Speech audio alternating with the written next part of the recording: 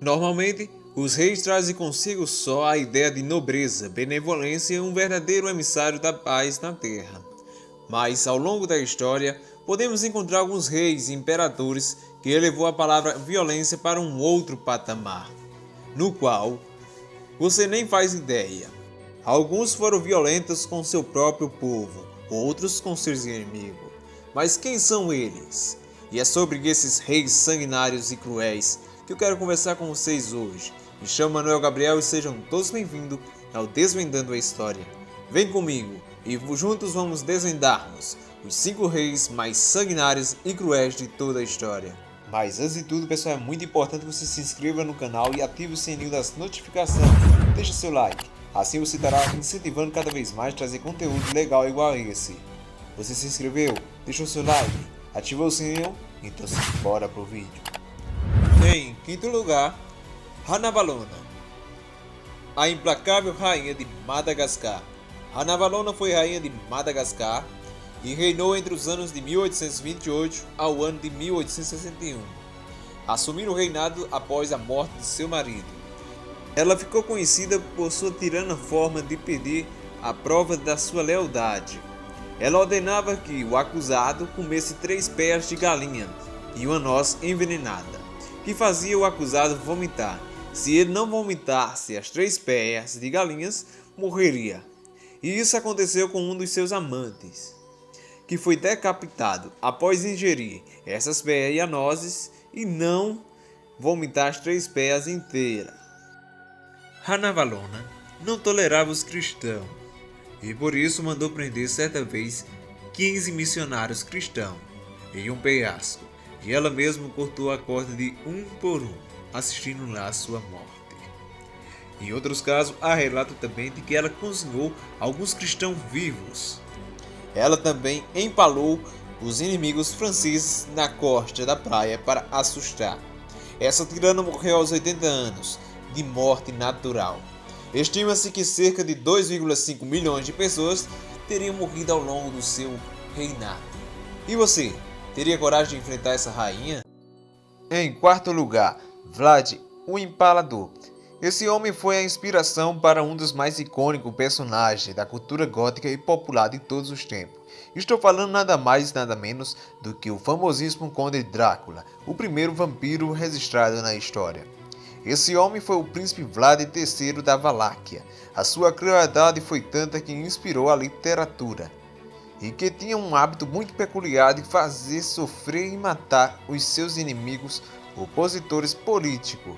Ele mandava preparar estacas afiadas, passava o óleo e para poder atingir os seus opositores nas partes, ou na vagina ou no ânus, e penetrava até ultrapassar a boca. Tudo isso para que eles demorassem morrer e sofressem agonizando.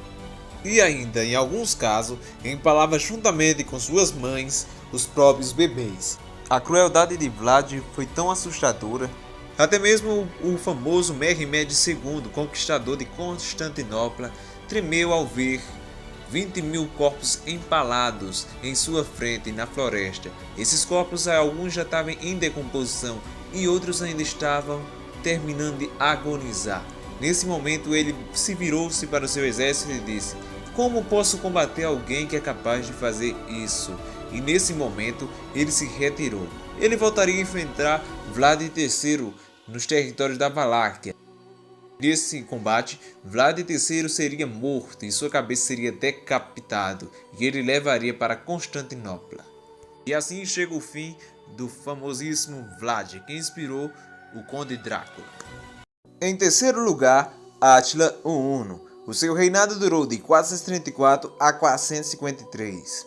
Átila comandava uma poderosíssima tropa de hunos, que ele mesmo tinha unificado na Ásia Central. A sua horda de guerreiros era exímios, montadores de cavalo e arqueiros. E eles realmente eram uma horda tão poderosa e sanguinária que o próprio Átila ficou conhecido como o castigo de Deus na terra, porque por onde ele passava ele arrasava. E ele adentrou também no Império Romano do Ocidente e Oriente. E ele só parou com um pedido do próprio Papa em pessoa, Leão I, em que ele se encontrou Nesse momento, Papa Leão fez uma das pessoas mais sanguinárias de todos os tempos a recuar. A frase mais icônica dita por Átila foi essa: onde eu passar, a grama não retornará a crescer. Em segundo lugar, Timur o Manco. Ele construiu seu próprio império e tornou-se um grande conquistador, o último da Euroásia. Por onde ele passava, a morte era sua única companhia.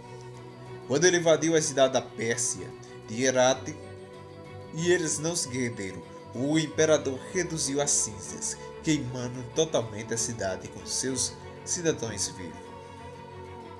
Na cidade de Alepo também foi assim, e assim como Herat.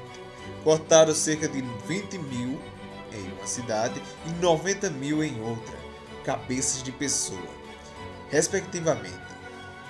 Então, estima-se que ele teria dizimado 5% da população mundial naquela época, cerca de 17 milhões de pessoas, deixando uma carnificina só entre a Eurásia. Em primeiro lugar, Gengis Khan.